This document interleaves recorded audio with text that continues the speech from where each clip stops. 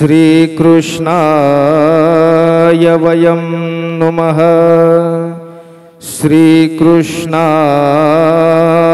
वयं नुमः। श्री गोपाल कृष्ण महाराज सर्वज्ञ श्री चक्रधर। मनावा तसा आपला प्रतिसाद मिळत नाहीये, संख्येने आपण भरपूर आहात आणि आमच्या मुख्यमंत्री साहेबांनी आपल्यासाठी खऱ्या अर्थानं लाडकी बहीण योजना आणलेली आणि दुसरा तिसराही हप्ता आलेला आहे। तुम्हाला भेटला नाही का? नाही, दुसरा भेट 3-3 हजार तर भेटले की नाही? हा, मग थोडा आवाज काढा ना। सर्वज्ञ श्री चक्रधर। धन्यवाद। पूर्ण परब्रह्म परमेश्वर अवतार साधनदाता सर्वज्ञ श्री चक्रधर स्वामी व श्री गोविंद प्रभु अवतार दिन महोत्सव मोंढा मैदान उमरी या ठिकाणी अगदी हर्षोल्लासात थाटामाटात या ठिकाणी संपन्न होत आहे। बंधूंनो, गेल्या 5 ते 6 दिवसापासून आपण खऱ्या अर्थानं या ठिकाणी या कार्यक्रमाच्या संदर्भामध्ये अहोरात्र झटत आहोत आणि अहोरात्र हा प्रवास करून खऱ्या अर्थानं हा कार्यक्रम या ठिकाणी आपण उभा केलेला आहे। या कार्यक्रमासाठी ज्ञान मंचावर विराजमान असलेली सर्व मानव पंथातील ज्येष्ठ श्रेष्ठ मंडळी आहे, ज्यामध्ये प्रामुख्याने आदरणीय श्रद्धेय परमपूजनीय प्रातस्मरणीय उपाध्य कुलभूषण मकर दोकडा निवासी बाबाजी आहेत। त्याचबरोबर आदरणीय श्रद्धेय परमपूजनीय मनसर निवासी बाबाजी आहेत। आदरणीय श्रद्धेय परमपूजनीय बोरी निवासी बाबाजी आहेत। आदरणीय श्रद्धेय परमपूजनीय पिंपळा भत्त्या लिमगाव येथील बाबाजी या ठिकाणी आलेले आहेत आणि आपल्या नांदेड जिल्ह्यातील सर्व वंदनीय संत महंत या ठिकाणी उपस्थित झालेले आहेत।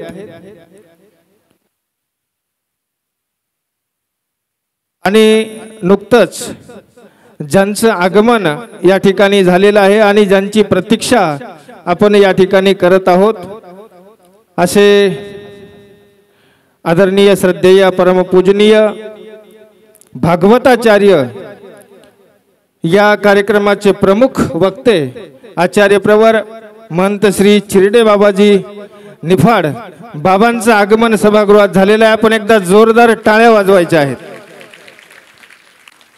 समवेत आमचे स्नेही सुहृद योगी बापूजी हदगाव बाबांचंही आगमन या ठिकाणी झालेलं आहे। त्याचबरोबर आदरणीय श्रद्धेय परमपूजनीय कवीश्वर कुलभूषण महंत श्री संन्यासी बाबाजी महानुभाव उमरखेड बाबांचंही आगमन या ठिकाणी झालेलं आहे। आपण एकदा पुनश्च जोरदार टाळ्या वाजवायच्या आहेत। धन्यवाद। बाबांना विनंती आहे आपण ज्ञान मंचावरती यावं। बापूंना विनंती आहे आपणही ज्ञान मंचावरती यावं। दर्शन दिधले आज करीत सो मंगल स्वागत आज करीत सो पवित्र सेवे मध्ये आपुल्या पवित्र सेवे मध्ये आपुल्या काही चुका जरी नकळत घडल्या काही चुका जरी कळतच घडल्या क्षमासू द्या आज करीत सो मंगल स्वागत आज करीत सो, मंगल स्वागत आज करीत सो। श्री गोविंद प्रभु महाराज की, सर्वज्ञ श्री चक्रधर स्वामी की। धन्यवाद। आचार्यगणांच्या ठिकाणी स्वागत संपन्न झालेलं आहे। यानंतर दीप प्रज्वलन करून या सभेचं उद्घाटन या ठिकाणी केलं जाईल। या सभेचं उद्घाटन करत असताना, दीप प्रज्वलन करत असताना आदरणीय श्रद्धेय आचार्य प्रवसी बांदकर बाबाजी मनसर महानुभाव आश्रम आपल्या शुभ हस्ते, त्याचबरोबर आदरणीय श्रद्धेय महंत श्री जायराज बाबाजी कपाटे महानुभाव आश्रम बोरी, आदरणीय श्रद्धेय महंत श्री विश्वनाथ बाबाजी कोठी महानुभाव आश्रम लिमगाव, त्याचबरोबर आदरणीय श्रद्धेय महंत श्री संन्याशी बाबाजी बाबा आपल्या शुभास या ठिकाणी दीपप्रज्वलन करतील। आणि त्यांच्या समवेत आदरणीय श्रद्धेय योगी बापूजी विद्वांस हे पाचही संत आचार्यगण आपल्या शुभास्ते दीपप्रज्वलन करून सभेचं उद्घाटन करतील। तेव्हा आपण त्यांना प्रतिसाद म्हणून सर्वांनी टाळ्यांच्या आवाजामध्ये त्यांना प्रतिसाद द्यायचा आहे। कारण ज्ञानाचा दिवा घरोघरी लावा।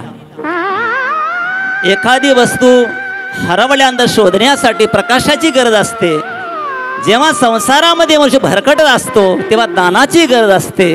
म्हणून या ठिकाणी आपण ज्ञानाचा दिवा लावत आहोत, नुसता प्रकाशाचा दिवा नाही, या ठिकाणी ज्ञानाचा दिवा लावत आहोत। आणि म्हणून या सभेचं उद्घाटन करत असताना आपण सर्वांनी प्रतिसाद म्हणून या आचार्यगणांचं हे स्वागत करावं। आणि ज्ञान प्रकाशमान या ठिकाणी होत असताना व्यासमंचावरती विराजमान असल्या सर्व आचार्यगणांचे आपण टाळ्यांच्या स्वागत करूया। श्री गोविंद प्रभु महाराज की।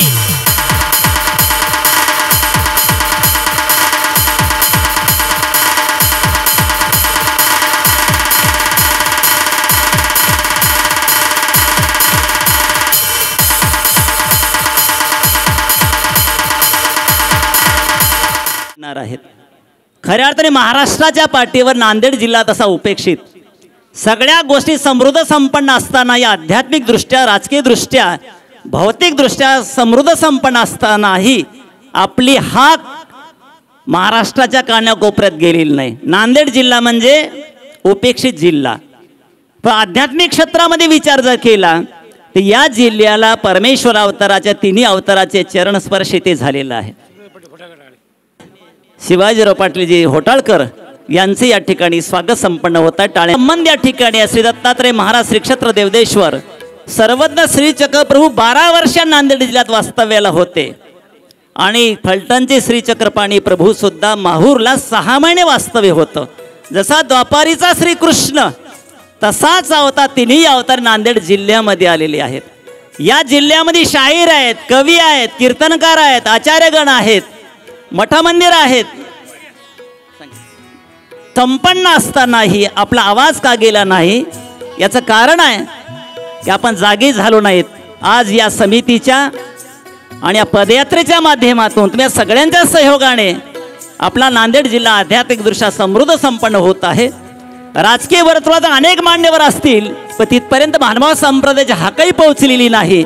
परंतु या कार्यक्रमाच्या निमित्ताने राजकीय वर्तुळातील सगळी माणसं इथं हजर होतात। ही हाक, हा विचार त्यांच्यापर्यंत पोहोचतो आणि ती सेवा करण्यासाठी तीही तत्पर होतात। तुमचं फक्त अथक परिश्रम या ठिकाणी संपन्न झालेला आहे। म्हणून जमलेल्या सर्व तमाम जनतेचं या दोन्ही समितीच्या विद्यमाने हार्दिक स्वागत करतो। आणि या कार्यक्रमाचा प्रास्ताविक करण्यासाठी आदरणीय श्रद्धेय परमस्नेही रमेशराव दादाजी कपाटे श्रीदत्त मंदिर भिजेगाव या कार्यक्रमाचा प्रास्ताविक तुमच्या नजरेसमोर ठेवतील। देवाय हरये परमात्मने प्रणतः क्लेशनाशाय गोविंदाय नमो नमः। पुत्रं विशालदेवस्य नित्यमुक्तिप्रदायकं मालनी परमानंदम वंदे चक्रधरं विभुं वंदे चक्रधरं विभुं सर्वज्ञ श्री चक्रधर म्हणावा असा आवाज आपला निघत नाहीये, कारण दुपारच्या 3 वाजल्यापासून आपण सर्वांनी महाप्रसाद घेतलेला आहे आणि 3 वाजता घेतलेला माणूस जेव्हा आमच्या मिरवणुकीमध्ये सहभागी झाला, एवढा आनंदामध्ये या ठिकाणी नाचल्यानंतर परत भूक लागली, माझ्यासारखा 2दाही या ठिकाणी जेवला। मग आता त्या भगवंताचं नाव घेण्यामध्ये आपण कंजूसी केली पाहिजे का हो? म्हणून एकदा आपण जोरात बेंबीच्या देठाला कळ लागली पाहिजे, एकदा त्या 5व्या अवताराचा आपण जय जयकार करायचा आहे। सर्वज्ञ श्री चक्रधर, धन्यवाद। सर्वज्ञ श्री चक्रधर स्वामी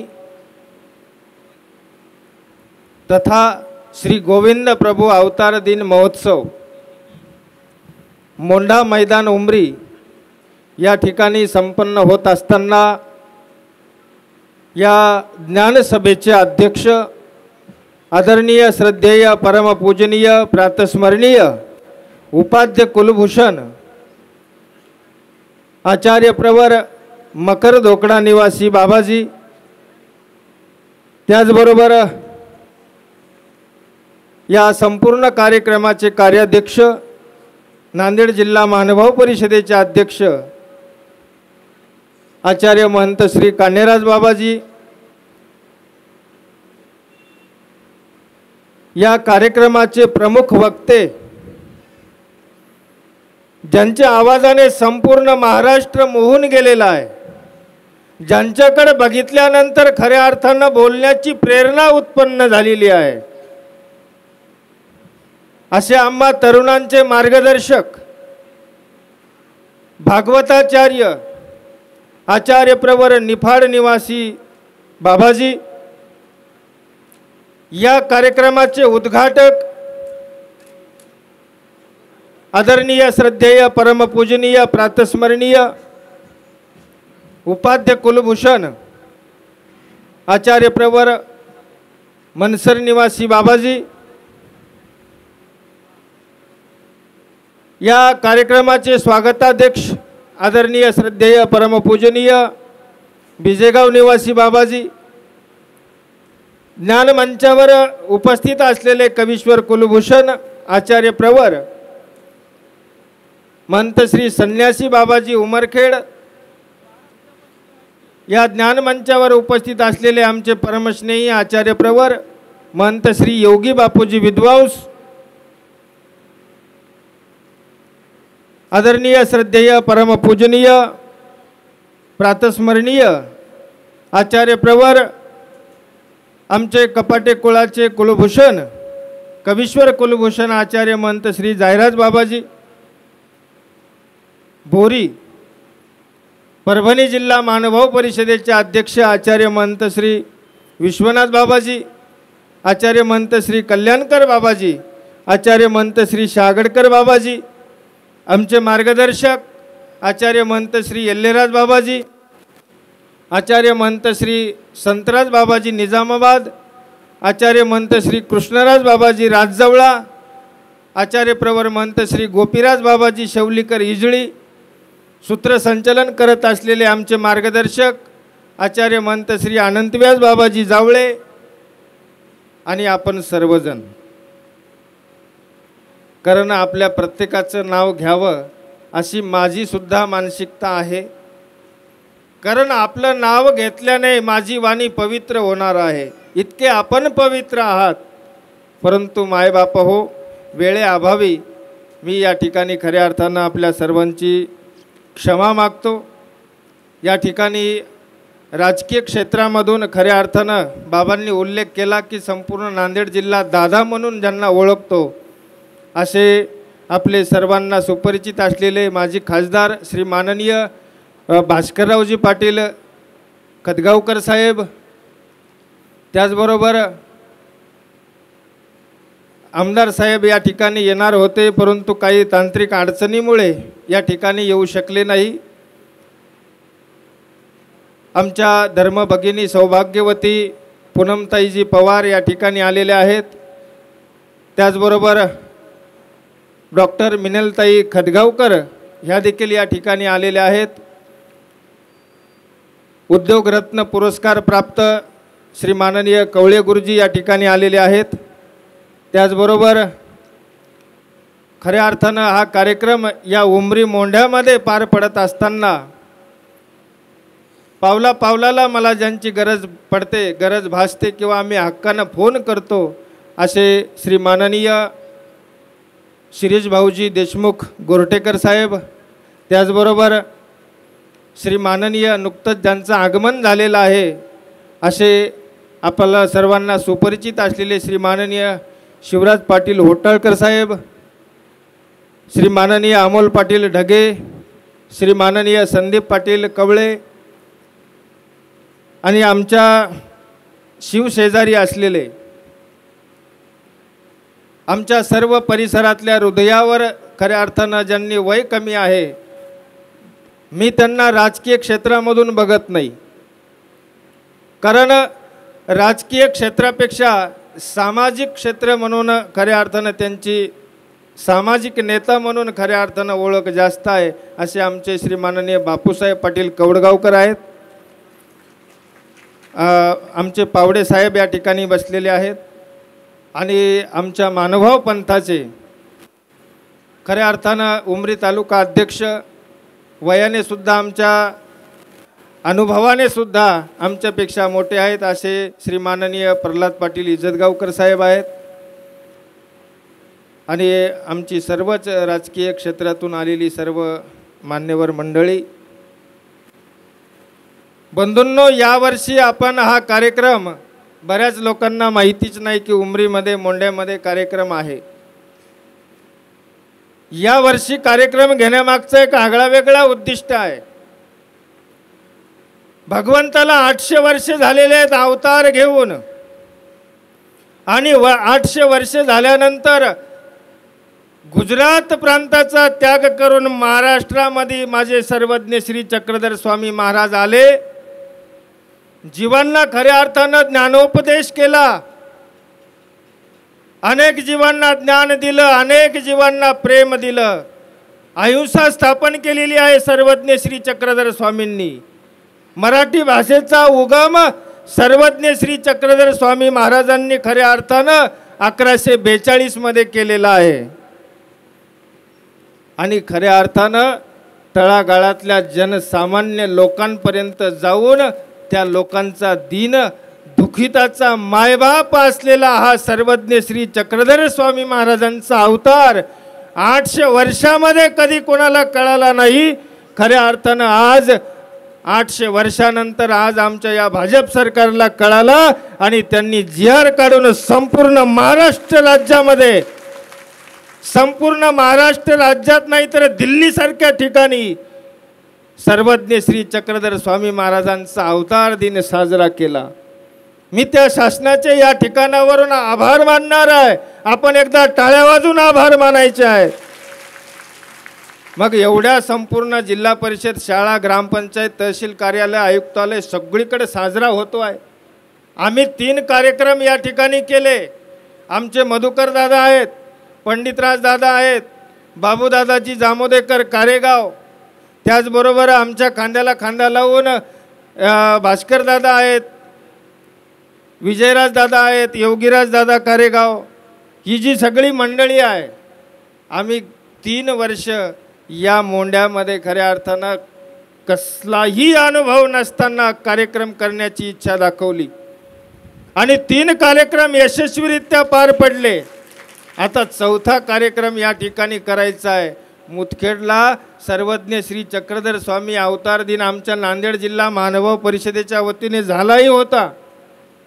बाबांना म्हटलं, बाबा मुदखेडला झाला आज आमची सर्व तमाम जी उमरीमधले जे काही व्यापारी मंडळी आहे, या मंडळींना खऱ्या अर्थानं देवाचं तत्वज्ञान त्यांच्या कानावर पडावं, कळावं आणि आपणही उमरीला कार्यक्रम या ठिकाणी करावा. म्हणजे 6 दिवसापूर्वीची ही गोष्ट आहे आणि 6 दिवसामध्ये या ठिकाणी कार्यक्रम उभा राहिलेला आहे मायबापू. मग आता कार्यक्रम करायचा म्हटल्यानंतर तोंडाचा खेळ नाही आहे. कारण आपण बघतो एखादा टिळा किंवा लग्न कार्यक्रम जर पार पाडायचा असला तर 4-4 महिने 2-2 महिने लागतात. मग आता कार्यक्रम उभा करायचा आहे, कार्यक्रमाला खर्चाचंही स्वरूप खूप मोठं आहे. मग कार्यक्रम उभा कसा करावा. आमचे नांदेड जिल्ह्याचे अध्यक्ष बाबा होते, गोपीराज बाबा, आम्ही सगळेजण आमदार साहेबाकडे सुरुवातीला गेलो. कार्यक्रमाची रूपरेषा सांगितली आणि आमदार साहेबांना भेटलो. आमदार साहेबांनी सांगितलं, बाबा काही हरकत नाही, आपण 3 कार्यक्रम केलेले आहेत. कार्यक्रमाचं स्वरूप बघितलं, खूप मोठाले कार्यक्रम असतात. जे काही अन्नदानाचा खर्च आहे तो अन्नदानाचा, मग त्यामध्ये किराणा असेल, भाजीपाला असेल, गॅस, आचारी, ग्लास, वाटी, पत्रावळी आणि पाणी, या अन्नदानाच्या संबंधित जेवढी काही खर्च लागणार आहे तो माननीय श्री आमदार राजेशजी पवार साहेब यांच्या वतीनं आम्हाला भेटला. मग आता पुढे जाऊन अन्नदान भेटलं. त्याचबरोबर सगळ्यात महत्त्वाचा मुद्दा आमच्या या मानभावपंथीय कार्यक्रमामध्ये हा असतो की संत पूजनही तेवढंच महत्त्वाचं आहे. मग आता परिसरामध्ये आमच्या जी काही राजकीय मंडळी आहे, प्रत्येकांना सोबत घेऊन आम्ही दरवर्षी या ठिकाणी चाललो. म्हणून आमची काही मंडळी होती, ते म्हटले आपण दादांकडे जाऊया. कारण दादांनी सुद्धा मागच्या 2 कार्यक्रमाला आम्हाला 51 हजार रुपयाची मदत केलेली होती. म्हणून दादांकडे आम्ही गेलो आणि दादांनी त्या ठिकाणी पहिले भेट झाली नाही, मिनलताईची भेट झाली आणि ताईंसोबत चर्चा संवाद झाला. परत आम्ही नंतर दुसऱ्या दिवशी कामानिमित्त गेलो होतो. आमच्या तिरुपत गुरुजीचा फोन आला, दादा आहेत, आपण येऊ शकता, या. आम्ही गेलो आणि त्या ठिकाणी सविस्तर बोलणं झालं. आपली अपेक्षा काय आहे म्हटले, तेव्हा सांगितलं, बाबा आम्हाला अन्नदानाची सेवा झालेली आहे, परंतु संत पूजन हे आमच्यासाठी तेवढंच महत्त्वाचं आहे. म्हणून संत पूजनासाठी माननीय श्री भास्कररावजी खदगावकर साहेब यांनी आम्हाला 2 लाख रुपये त्या ठिकाणी दिले आणि जिलेबी एक आमचा आयटम त्या ठिकाणी ठेवा असं म्हणून त्या ठिकाणी आपल्या या कार्यक्रमामध्ये वरण भात, भाजी, चपाती, बुंदी, खारी बुंदी सोबत जिलेबीसुद्धा होती. नंतर आता 2 प्रश्न मिटल्यानंतर आता बाकीच्याही बऱ्याचशा गोष्टी आहेत. खूप सारा खर्च असतो. आज दिवसभरामध्ये कमीत कमी छोटे मोठे कामं असे इतके खर्च निघत राहतो की त्याचे 1.25 लाख रुपये बिल झालं. मग आता आपल्याला प्रत्येकाकडे जावं लागणार. म्हणून आम्ही कवळे गुरुजींकडे गेलो. आमचे शिरीष भाऊ आहेत, होटाळकर साहेब आहेत, ही सर्व मंडळी खऱ्या अर्थानं अगदी यांनीसुद्धा एक संन्यासी म्हणून नाही तर खऱ्या अर्थानं आपल्या परिवारातला एक सदस्य म्हणून खऱ्या अर्थानं यांनीसुद्धा मला एवढं प्रेम दिलेलं आहे. यामध्ये या कार्यामध्ये शिरीष भाऊजी देशमुख गोरटेकर साहेब यांच्या वतीने आम्हाला 25,000ची मदत या ठिकाणी भेटलेली आहे. त्याचबरोबर श्री माननीय उद्योजक मारुतरावजी कवळे गुरुजीकडून सुद्धा आपल्याला या कार्यासाठी 25,000ची मदत भेटलेली आहे. त्याचबरोबर श्री माननीय शिवराज पाटील होटाळकर साहेब यांनी सुद्धा आपल्या या कार्यामध्ये 21,000 रुपयाची मदत केलेली आहे. श्री माननीय बापूसाहेब पाटील कवडगावकर यांनी सुद्धा 11,000 रुपये या ठिकाणी दिलेले आहेत. श्री माननीय संजीव सवाई, आम्ही सर्वजण अण्णा म्हणून ज्यांना ओळखतो, प्रत्येक कार्यक्रमामध्ये त्यांचा खारीचा सिंहाचा वाटा असतो आणि अतिशय कुठलंही काम या नगर परिषदेच्या संबंधित आम्हाला गरज पडली भासली तर पावला पावलाला आम्ही ज्या माणसाला हाक मारतो आणि हाकेला धावून येतात असे संजीव सवई अण्णा यांनी सुद्धा 11,000 रुपये या ठिकाणी दिलेले आहेत। त्याचबरोबर आमचे अमोल पाटील ढगे आहेत, यांनी सुद्धा या कार्यक्रमासाठी 5,000 रुपये दिलेले आहेत। गोविंद पाटील ढगे इज्जतगावकर यांनी सुद्धा 5,000 रुपये दिलेले आहेत। म्हणजे एकूण फक्त 8 लोकांची यादी आम्ही त्या लोकांकडे गेलेलो आहोत। मग आता खर्चाचं स्वरूप या लोकांकडे गेल्यानंतर सगळे संपले, आता करावं काय हाही प्रश्न पडला। मग आता यानंतर काय करावं म्हटल्यानंतर आमची सर्व समिती, कारण कॅल्क्युलेशन केलं, संतपूजन झालं होतं, अन्नदान झालं होतं आणि बाकीचा जो काही निधी जमा झालेला आहे त्याची संपूर्ण लिस्ट आहे।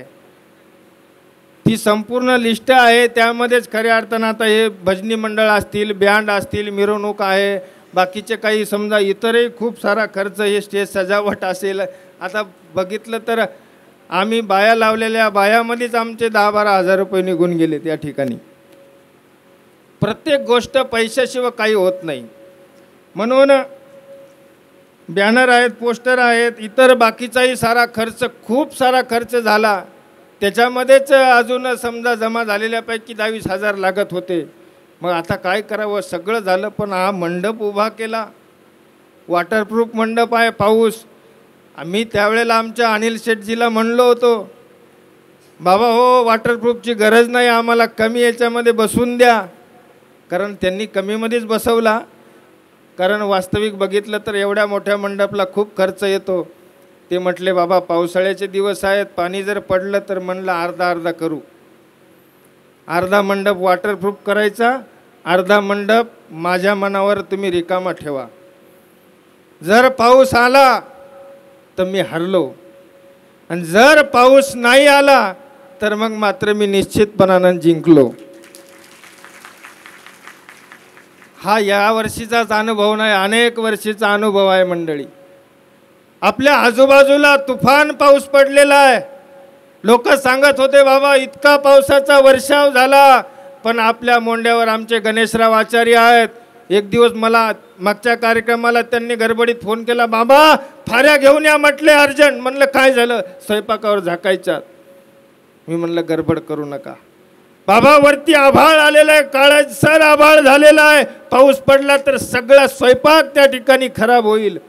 म्हटलं एकही पाण्याचा थेंब आपल्या या उमरीवर येणार नाही, घाबरू नका, आला तर मी जिम्मेदार आहे। आणि पाण्याचा एकही थेंब आला नाही। म्हणजे ही विश्वास आहे, मी करणारा कोणी नाही आहे। हा कार्यक्रम जर मला वाटलं मी करू शकतो, चुकीची गोष्ट आहे। अरे मी एक फक्त निमित्त आहे, खरे करणारे खऱ्या अर्थानं करता करविता भगवंत आहे। असा एकच नाही, अनंत कार्यक्रम जरी झाले तरी ते भगवंतच करून घेणार आहे। प्रश्न होता मंडपचा, परत आम्हाला आता काय करावं, कोणाकडे जावं। त्यावेळेला सगळ्यात महत्त्वाची गोष्ट आहे, सगळे गेले तरी चालेल पण बहीण मात्र शिल्लक राहिली पाहिजे।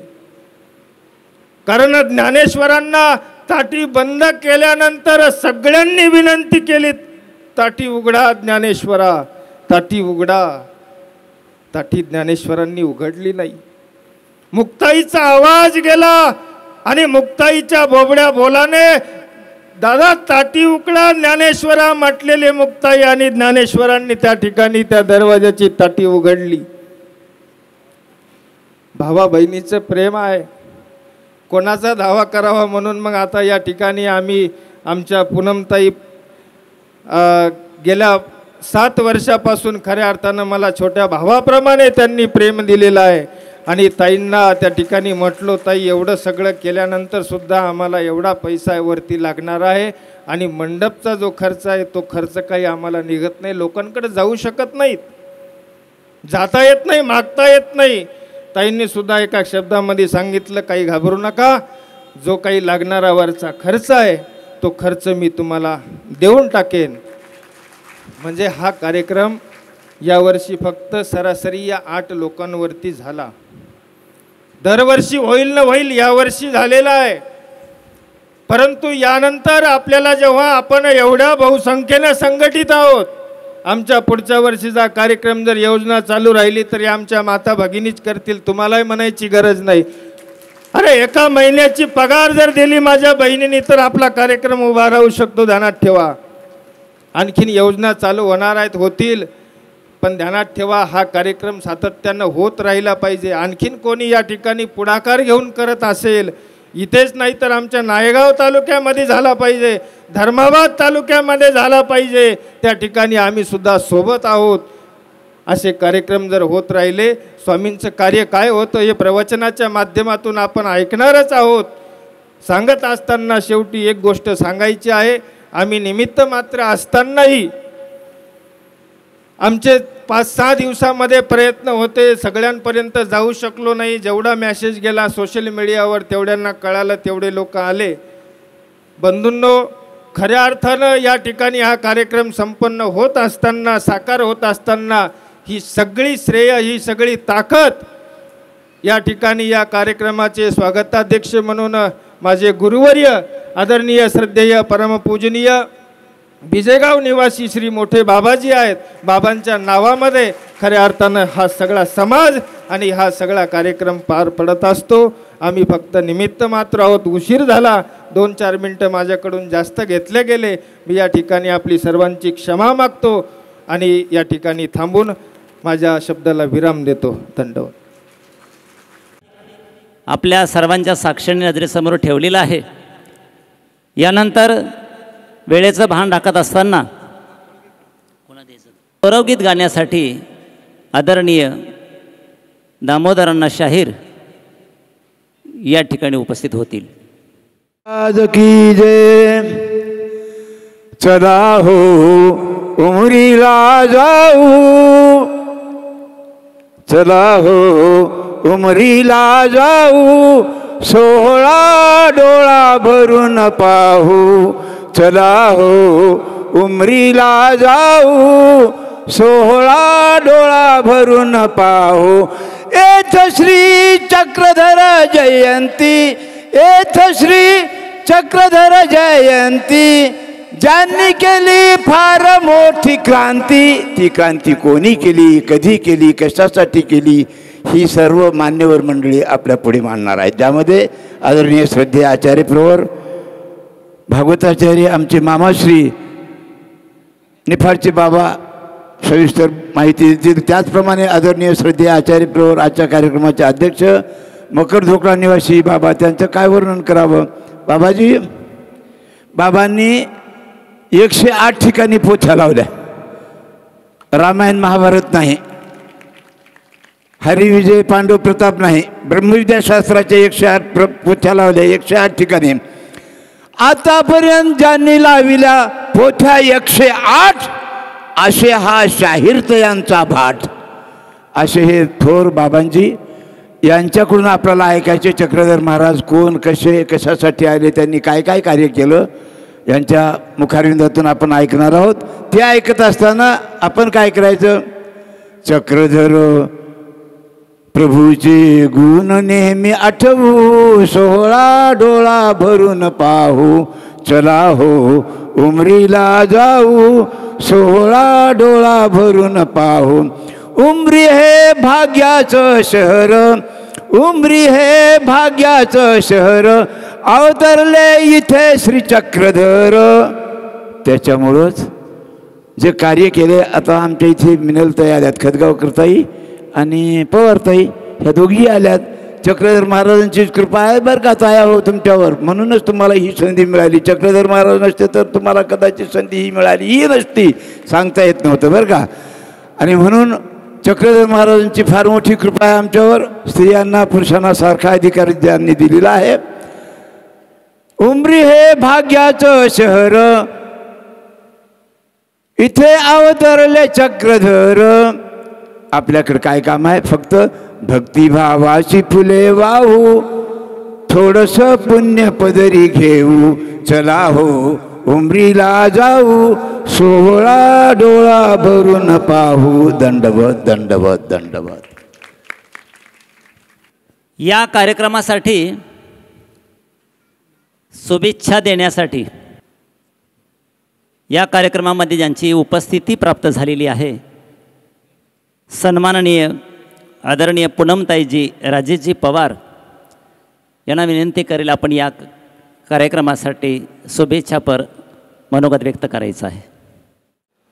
यांच्या प्रकट दिनानिमित्त या धर्मसभेस उपस्थित मंचावरील सर्वच गुरुवर्य आचार्यजी, या ठिकाणी या धर्मसभेस उपस्थित सर्वच सन्माननीय राजकीय क्षेत्रातून सामाजिक क्षेत्रातून आलेले, या धर्मसभेस उपस्थित माझ्यासमोर बसलेले सर्व भाविकगण, या सगळ्यांचं मी या ठिकाणी स्वागत करते आणि सगळ्यांना सादर दंडवत.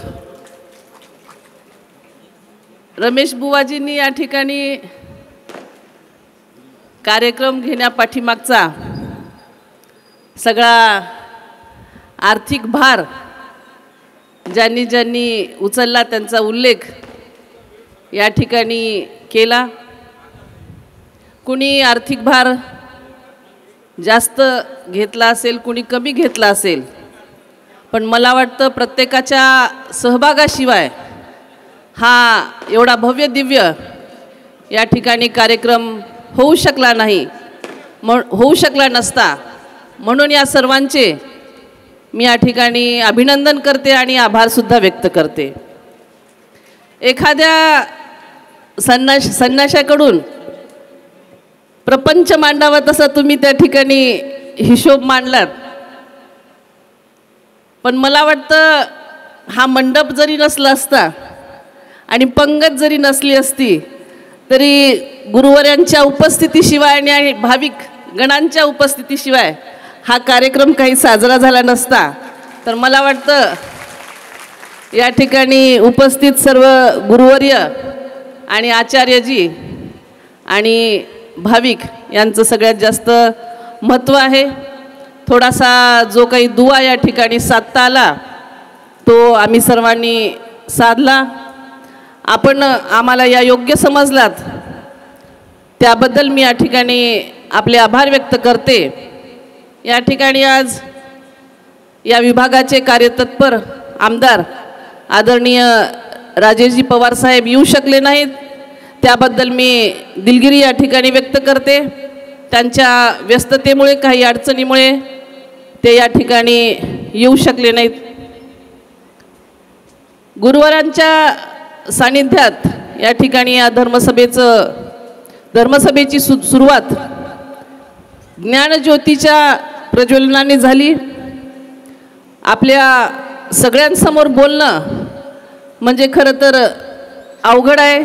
काय बोलावं, प्रत्येक शब्द मोजून तोलून त्या ठिकाणी बोलावा लागेल. त्याच्यापेक्षा मला वाटतं कमी बोललेलं बरं राहील, कारण चुकीचा काही त्या ठिकाणी शब्द जाऊ नये याची काळजी मी एक प्रापंचिक म्हणून त्या ठिकाणी घेतली पाहिजे असं मला वाटतं. शेवटी मला एकच सांगायचं आहे, महाभारताच्या युद्धामध्ये अर्जुनानं गांडीव उचलावं यासाठी श्रीकृष्णाने महाभारत लिहिलं, मार्गदर्शन केलं. त्याच पद्धतीनं हे जीवन जगत असताना ह्या जीवनाच्या महाभारतातील युद्धामध्ये जीवनामधून तरुण कसं जाता येईल याचं मार्गदर्शन आपल्या संतवाणीमुळे आणि आपल्या आशिष वचनामुळे या ठिकाणी आम्हा सगळ्यांना सातत्यानं होत असतं. खरं तर गुरु संत हे समाजाला मार्गदर्शन करणारे, समाजातील नीतिमत्ता ही टिकली पाहिजे, जगली पाहिजे याच्यासाठी सर्वस्व पणाला लावून त्या ठिकाणी आपलं आयुष्य वेचत असतात. धर्माला राजाश्रय असला पाहिजे असं म्हणलं जातं, पण या ठिकाणी गुरुवर्य नाव घेत असताना आम्ही सर्व राजकीय क्षेत्रातली आणि सामाजिक क्षेत्रातली व्यक्ती आमचं नाव कधी येईल ही चक्षुसारखी वाट मात्र आम्ही पाहत होतो.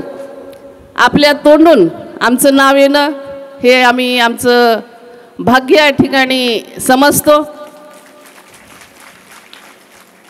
मला फक्त थोडंसं असं वाटतं की 2019ला जो कार्यक्रम झाला त्यावेळेस जास्त या ठिकाणी संख्या उपस्थित होती.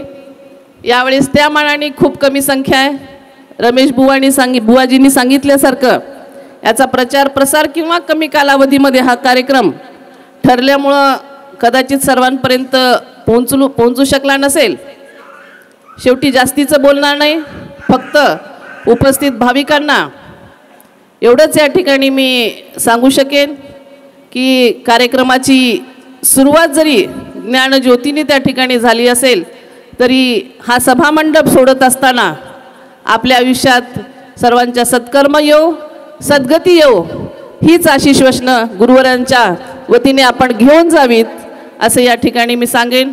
आणि आदरणीय आमदार राजेशजी पवार साहेब यांच्या वतीनंही सर्व गुरुवर्यांना या ठिकाणी दंडवत आणि धन्यवाद. जय हिंद, जय महाराष्ट्र. चक्रधर स्वामी तथा गोविंद प्रभू अवतार महोत्सवाच्या या व्यासपीठावर उपस्थित असलेले कार्यक्रमाचे अध्यक्ष महंत न्यायबासजी बाबाजी, स्वागताध्यक्ष महंत मामेराज बाबाजी, कार्याध्यक्ष महंत कान्हेराज बाबाजी, सुंदर भव्य दिव्य अशा या कार्यक्रमाचं आयोजन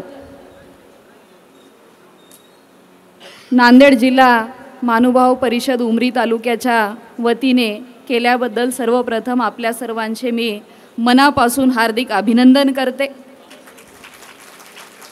आणि अतिशय कमी वेळामध्ये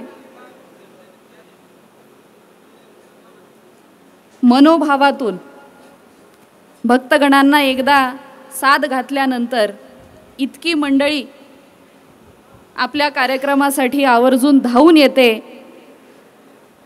आपल्या कार्यातून आम्हालाही कायम प्रेरणा मिळत असते. सर्वज्ञ चक्रधर स्वामींच्या अवतार दिनाचा आपण कार्यक्रम साजरा करतोय.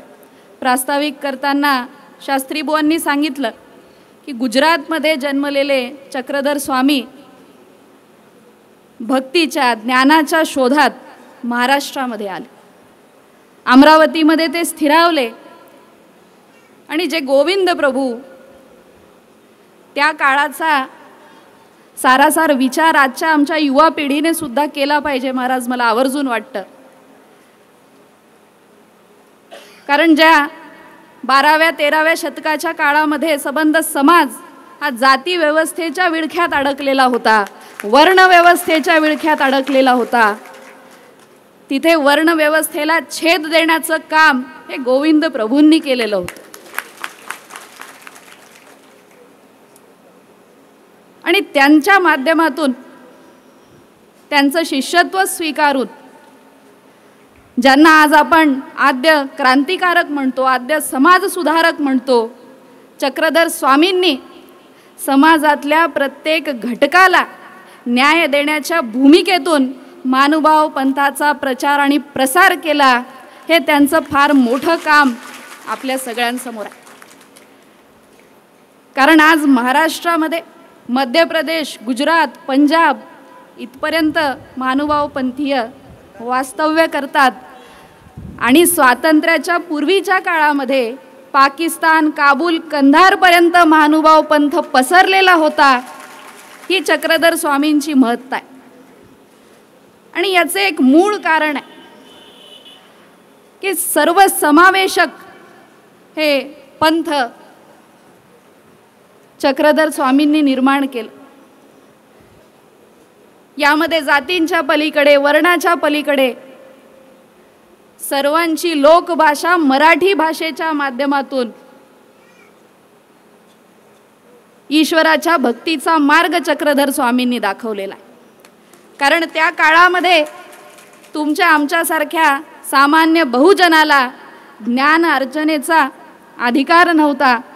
ईश्वर भक्तीचं आमच्याकडे माध्यम नव्हतं, या काळाचा विचार करत असताना मराठी भाषा जी लोकभाषा आहे, या माध्यमातून लीळाचरित्रासारखं साहित्य निर्माण झालं आणि सामान्य माणसाला ईश्वर भक्तीचा मार्ग सोपा झाला. आज महानुभाव पंथीयांना अनेक तज्ज्ञांनी हे मांडून ठेवलेलं आहे की मराठी गद्य रचनेचे ते आद्य रचनाकार आहेत. कारण पद्य रचनेच्या माध्यमातून, मग भागवत पंथ असेल, नाथ पंथ असेल, गद्य रचनेच्या माध्यमातून त्या पंथाचा प्रचार होता आणि आपण गद्य रचनेच्या माध्यमातून तो प्रचार केलेला. मराठी भाषेला फार मोठा आधार हा महानुभाव पंथाच्या माध्यमातून मिळाला. जी मराठी भाषा आज तुम्ही आणि आम्ही बोलतो, ती मराठी भाषा टिकवण्याचं काम महानुभाव पंथांनी केलेलं आहे. आणि आज जरी याचा आपण अभ्यास केला की मराठी भाषेतून प्रचार आणि प्रसार करत असताना गुजराती काही बांधव असतील, पंजाबी काही बांधव असतील, ते सुद्धा मराठी भाषेतून आजही ज्ञानदानाचं आणि भक्तीचं काम करतात. परंतु त्या काळामध्ये तिथली लोकभाषा पंजाबी, गुजराती ही सुद्धा महाराजांनी आवर्जून वापरलेली. सांगण्याचं तात्पर्य एवढंच आहे की समाजामधला जो वंचित घटक आहे, समाजामधल्या एका मोठ्या वर्गाला बाजूला ठेवून आपण प्रगतीच्या मार्गावर चालू शकत नाही. हे मूळ तत्व आहे. प्रेम, अहिंसा, सदाचार आणि निर्व्यसनी राहणं हे आपल्याला महानुभाव पंथातून शिकवण मिळते. आणि जसा उल्लेख इथे प्रास्ताविकात झाला, त्या काळातील महात्मा बसवेश्वर असतील, त्यांनी सुद्धा स्त्री पुरुष समानतेसाठी मोठं कार्य केलं. आणि त्याच आधी चक्रधर स्वामींच्या माध्यमातून महानुभाव पंथामध्ये पुरुषांबरोबर स्त्रियांना देखील दीक्षा घेण्याचा अधिकार होता. हे फार महत्त्वाचं. कारण भेदाभेद जोपर्यंत संपणार नाही तोपर्यंत समाज हा एकसंधपणे प्रगतीच्या मार्गावर जाऊ शकणार नाही. मग तो जातीचा भेद असेल, स्त्री पुरुष असमानता असेल, आणि आज वाढत चाललेली गरिबांमध्ये आणि श्रीमंतांमध्ये वाढत चाललेली आर्थिक दरी असेल, आजही महानुभाव पंथाच्या माध्यमातून आपण सगळ्यांनी प्रेरणा घेतली पाहिजे. आज आपण या समस्यांच्या ज्या विळख्यात अडकलेलो आहोत त्यातून सुटण्याचा मार्ग म्हणजे महानुभाव पंथ आहे असं म्हणणं काही वावगं ठरणार नाही. आणि म्हणून सगळ्यांना सोबत घेऊन सर्वांना प्रगतीची समान संधी उपलब्ध करून देणे आणि सत्मार्गावर चालून आपल्या समाजाच्या विकासासाठी कार्य करत राहणे. मला वाटतं आजच्या कार्यक्रमातून आपण सर्वांनी गुरुवारांच्या सानिध्यामध्ये ही प्रेरणा घेतली पाहिजे. आणि महाराजांनी जो उल्लेख केला की आदरणीय खदगावकर साहेब गेल्या 25-30 वर्षांपासून, मी शास्त्री बुवांशी त्या दिवशी बोलत होते की प्रत्येक धर्माच्या कार्यामध्ये, कुठलंही धार्मिक कार्य असेल, त्यांचे हात सदा खुले आहेत आणि प्रत्येक धर्माला, प्रत्येक पंथाला ते एका शब्दावर नेहमी मदतीचा हात देण्याचं काम करतात. कारण एकीकडे सामाजिक कार्य, राजकीय कार्य करत असताना त्यावेळा महानुभाव पंथाला राजाश्रय गुरुवर्य मिळालेला नव्हता. परंतु आजच्या काळामध्ये चांगलं काम करत असताना, धार्मिक आध्यात्मिक काम करत असताना राजकीय क्षेत्रातील मंडळींचा नेहमी आपल्या सगळ्यांना सहकार्य राहिलं पाहिजे. आदरणीय दादांनी आम्हाला सगळ्यांना शिकवलेलं आहे आणि त्यातून जी होईल ती छोटीशी मदत करण्याचा आम्ही प्रयत्न केलेला आहे. आपण सर्वांनी अतिशय सन्मानपूर्वक ती मदत स्वीकारली, आपले आशीर्वाद आम्हाला दिले आणि आपल्या सगळ्यांना इथे शुभेच्छा देण्यासाठी ही संधी दिली, त्याबद्दल मनापासून आपल्या सर्वांचे आभार व्यक्त करते आणि थांबते. जय हिंद. महाराजांचे विचार प्रेरित होत आहेत. आजच्या या आध्यात्मिक व्यासपीठावरती आचार्यगणांच्या समोर डॉक्टर मिलनताईजी खदगावकर यांनी आध्यात्मिक विचार मांडले.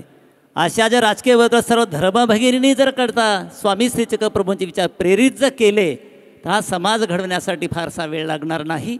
आमच्या समितीच्या वतीने त्याचं हार्दिक या ठिकाणी मी स्वागत करतो. यानंतर या कार्यक्रमाचे प्रमुख वक्ते भागवत शिरोमणी महानुभाव संप्रदायामध्ये आज अग्रगण्य ज्यांचं वक्तव्य आहे, कालच नाशिक येथे कृतज्ञता सोहळा पार पडला, त्या ठिकाणी महाराष्ट्राच्या कान्याकोपऱ्यात संत मंडळ नाशिक येथे जमलेली होती. तो कार्यक्रम संपन्न करून रातोरात पुनश्च आणखी या उमरी नगरीमध्ये उपस्थित झालेले आहेत आमचे श्रद्धास्थान आदरणीय श्रद्धेय आचार्य प्रवर श्री चिरडे बाबाजी, श्री चक्रधर मंदिर निफाड. बाबांचं टाळ्यांच्या आवाजात स्वागत करा. प्रमुख वक्ते म्हणून आपले विचार या ठिकाणी बाबा मांडणार आहेत. कार्यक्रमाचे प्रमुख वक्ते यांनी मनोगत आपल्या ठिकाणी प्रवचनाच्या माध्यमातून व्यक्त केलेलं आहे. बाबांचं या ठिकाणी टाळ्यांच्या आवाजात हार्दिक स्वागत करा. थकलेल्या अवस्थेमध्ये इतका वेळ बोललात तर फ्रेश असणं काय बोलतील सांगता येत नाही. दुसऱ्या वेळेला पाहूया. यानंतर या ठिकाणी हदगाव येथील आदरणीय श्रद्धेय परमश्री योगी बापूजी या श्रीदेव उखळे मंदिर कलशारोहण्यासंदर्भामध्ये जाहीर निमंत्रण. या सभेला लाभलेले अध्यक्ष परमपूजनीय परमादरणीय मकर धोकडेचे बाबा आणि ज्यांचं या ठिकाणी आपण वक्तव्य ऐकलं असे निफाड निवासी परमपूजनीय परमादरणीय महंत श्री शिर्डे बाबाजी. मला या ठिकाणी बाबांनी पाचारण केलं तर या ठिकाणी मी काहीही बोलणार नाही, कारण आपल्याला मकर धोकड्याच्या बाबांचे विचार या ठिकाणी ऐकायचे आहेत. आपण नेहमी एकमेकाला बोलत असतो, रोजचाच बोवाजीन त्याला कोण नवाजी. मी तुमच्यातलाच आहे आणि मी तुम्हाला काय सांगावं तर ह्या उमरी परिसरातील किंवा या नायगाव मतदारसंघातील जे राजकीय पुढारी आहेत त्यांनी मोठ्या उदार अंतःकरणाने या ठिकाणी जे काही आपण आता सांगितलं शास्त्रीजींनी, आता पुन्हा मी सांगणार नाही कोण दिलेत. या सर्व लोकांचे मी या ठिकाणी आभार व्यक्त करतो, धन्यवाद देतो आणि या सर्वांना शुभेच्छा देतो आणि मी थांबतो. दंडवत प्रणाम. मक्काधोडाचे बाबा या ठिकाणी अध्यक्ष भाषण करतील. आपण टाळ्यांच्या आवाजात बाबांचं स्वागत करूया. जीवान सदा दुःखितान दघ्रेयो प्रतिमां कृपा परवश चैतन्य मूर्तिं पराम कैवल्याध्वनि नागदेव प्रवर पांथकृतो येन स देवश्चक्रधरो शरण्य शरणो नंतो निशंपातु मां. भगवान श्री चक्रधर स्वामी की, श्री गोविंद प्रभु महाराज की, सत्य सनातन महात्मा धर्म की. छान, धन्यवाद. मला असं वाटलं की आता आजच्या या सभेचे जे प्रमुख वक्ते आदरणीय श्रद्धेय परमपूजनीय पट्टाधिष्ठित महंत माझे परमस्नेही श्री चिरडे बाबा यांचं भाषण संपलं की सर्व लोक उठायला लागतील आणि मग अध्यक्षाने काय बोलायचं. परंतु खऱ्या अर्थाने आपल्याला धर्माबद्दलची जी आवड आहे, एवढा वेळ उलटून गेला तरी आपण स्वस्थ या ठिकाणी बसलेले आहात. या सभेचं महत्त्व आपण जाणलेलं आहे, या सभेची महती आपण जाणलेली आहे. मी आपल्याला जास्त काही सांगणार नाही. कारण अध्यक्ष हा महानुभावपंथीय परंपरेतला अध्यक्ष नाही आहे. या ठिकाणी हा राजकीय क्षेत्रामधला अध्यक्ष आहे. कारण राजकीय क्षेत्रामधले जे अध्यक्ष असतात ते घरचे असतात. आमच्या गावामध्ये म्हणजे मकरधोका या ठिकाणी जेव्हा पंतप्रधान आले होते, नरसिंहराव जेव्हा पंतप्रधान होते आणि त्या सभेला आमच्या गावचे सरपंच हे अध्यक्ष होते. म्हणजे राजकीय क्षेत्रामध्ये गावातला सरपंच किंवा स्थानिक कोणीतरी मोठा माणूस हा अध्यक्ष असतो. आणि या दृष्टिकोनातून मी आता असं समजतो की माझं नाव तुम्हाला कोणच सांगितलं नाही. सर्वांनी मकर धोकड्याचे बाबा म्हटलं, पण मीच माझं नाव सांगतो की मकर धोकड्याचे बाबा म्हणजे कोणते बाबा? न्यायंबाज बाबा. आणि न्यायंबाज बाबा या नावाशी याच परिसराचा जवळचा संबंध आहे आणि त्यामुळे मी घरचा आहे. त्यामुळे मी बाहेरचा नाही आहे. नायंबास या नावाशी या परिसराचा कसा संबंध आहे हे मी सांगितलं पाहिजे असं मला वाटत नाही, पण तरी सांगतो. कारण इजळी हे जे गाव आहे, मला वाटतं या पंचक्रोशीमध्येच इजळी हे प्रसिद्ध महानुभावपंथीय अशा प्रकारचं फार गाजलेलं असं गाव आहे. आणि या गावामध्ये न्यायंबास या गादीची परंपरा फार अनेक वर्षापासून चालत आलेली आहे. आणि त्याच गादीवर मी अधिष्ठित असल्यामुळे मी बाहेरचा, तुम्ही मला समजू नका. नागपूर, नांदेड आणि नाशिक हे एकाच राशीचे गावं आहेत आणि न्यायंबास हेही तेच एकच रास आहे. त्यामुळे या सभेचा अध्यक्ष हा पंथीय अध्यक्ष नसून राजकीय क्षेत्रात ज्याप्रमाणे स्थानिक अध्यक्ष करत असतात तसा मी अध्यक्ष आहे. म्हणून माझ्याकडून कुठल्याही प्रकारची अशी फार मोठी अपेक्षा आपण करू नये की मी काही फार आपल्याला ज्ञान देणार आहे. पण मला एक महत्त्वाचं सांगायचं आहे आपल्याला की आपण जे आद्य समाजसुधारक म्हणतो, श्री गोविंद प्रभू महाराज हे महाराष्ट्रातले आद्य समाजसुधारक आहेत. सर्वज्ञ श्री चक्रधर प्रभू हे महाराष्ट्रातले आद्य समाजसुधारक आहे. अनेकांना असा प्रश्न पडत असेल की त्याआधी कोणी समाज सुधारणा केली नाही का? अनेकांनी केलेली आहे, परंतु त्याला खूप वर्ष निघून गेलेले होते. बुद्ध काळामध्ये बुद्धांनी सुद्धा चांगले विचार समाजाला दिले होते. महावीरांच्या काळामध्ये महावीरांनी सुद्धा फार सुंदर विचार दिलेले होते. या देशामध्ये हजारो लाखो वर्षापासून जी चातुर्वर्ण व्यवस्था होती, जातीपातीच्या माध्यमातून जातीपातीच्या आणि वर्णव्यवस्थेच्या नावाने हा जो समाज विभागला गेला होता, याची दयनीय जी अवस्था करण्यात आलेली होती ती केवळ चातुर्वर्ण व्यवस्थेच्या माध्यमातून करण्यात आलेली होती. त्याचा उल्लेख प्रमुख वक्त्यांनी आपल्याला सुंदरपणे केलेला आहे की महाराष्ट्राची कशी भीषण अवस्था झालेली होती. मित्र, मला हा इतिहास थोडक्यात सांगितला पाहिजे आपल्याला, आणि तेव्हाच आपल्या सर्वांच्या म्हणजे पंथीयेतरांच्या, विचारवंतांच्या, सर्व शिक्षण तज्ज्ञांच्या सुद्धा निदर्शनास ही गोष्ट येऊ शकेल की सर्वज्ञ श्री चक्रधर प्रभू आणि श्री गोविंद प्रभू हे महाराष्ट्रातील सांस्कृतिक, सामाजिक, धार्मिक आणि राजकीय इतिहासामध्ये अग्रगण्य कसे होते, आद्य समाजसुधारक कसे होते. थोडक्यात मी आपल्याला सांगतो, एक काळ असा होता या भारत देशाला बुद्धाने आपल्या विचाराने प्रभावित केलं होतं. गौतम बुद्धाचा विचार या भारतामध्ये एवढा रुजला होता की सारा भारत बुद्धमय झाला होता. का होतं त्याचं कारण?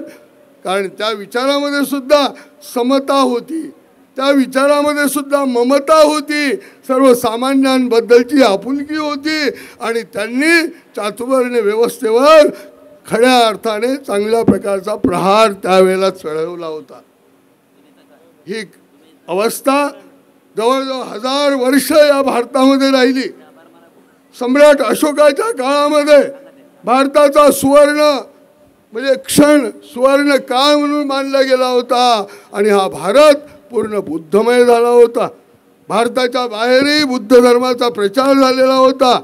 पण पुन्हा एकदा या देशामध्ये आद्य शंकराचार्यांच्या काळामध्ये म्हणजे बुद्धाच्या काळानंतर 1500 वर्षानंतर पुन्हा एकदा या देशामध्ये शंकराचार्यांनी हिंदू धर्माची स्थापना केली.